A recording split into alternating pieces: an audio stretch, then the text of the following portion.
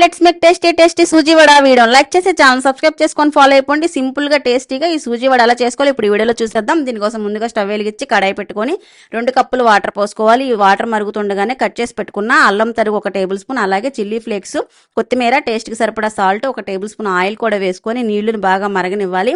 ఇలా మరుగుతుండగా 1 కప్పు రవ్వను వేసుకోవాలి. సూజీ రవ్వని వేసుకొని గట్టి పడేంత వరకు, దగ్గరికి అయ్యేంత వరకు స్టవ్ని హై ఫ్లేమ్లో పెట్టి ఉడికించుకోవాలి. ఈ విధంగా ఉడికిన తర్వాత స్టవ్ ఆఫ్ చేసేసి కొంచెం గోరువెచ్చగా ఉండగా 1 టేబుల్ స్పూన్ బియ్యం పిండి వేసి కొద్దిగా కసూరి మేతి కూడా వేసుకొని మనం చపాతీ పిండి ఏ విధంగా కలుపుకుంటామో ఆ విధంగా కలుపుకోవాలి. బాగా ప్రెస్ చేసుకుంటూ ఈవినింగ్ టైంలో పిల్లలకి స్నాక్ కింద చేసి పెడితే చాలా ఇష్టంగా తింటారు. ఇప్పుడు పైనుంచి 2 టేబుల్ స్పూన్ ఆయిల్ వేసి మరొకసారి చపాతీ పిండిలాగా బాగా కలుపుకోవాలి.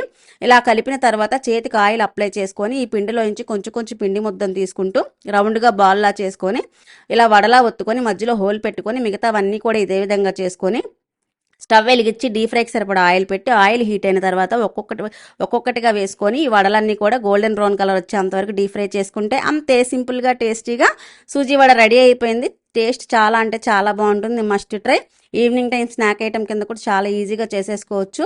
పైకి క్రిస్పీగా లోపల సాఫ్ట్గా టేస్ట్ చాలా బాగుంటుంది. వీడియో లైక్ చేసి ఛానల్ సబ్స్క్రైబ్ చేసుకొని ఫాలో అయిపోండి. మరో రెసిపీతో మరో వీడియోలో మళ్ళీ కలుద్దాం. బాయ్.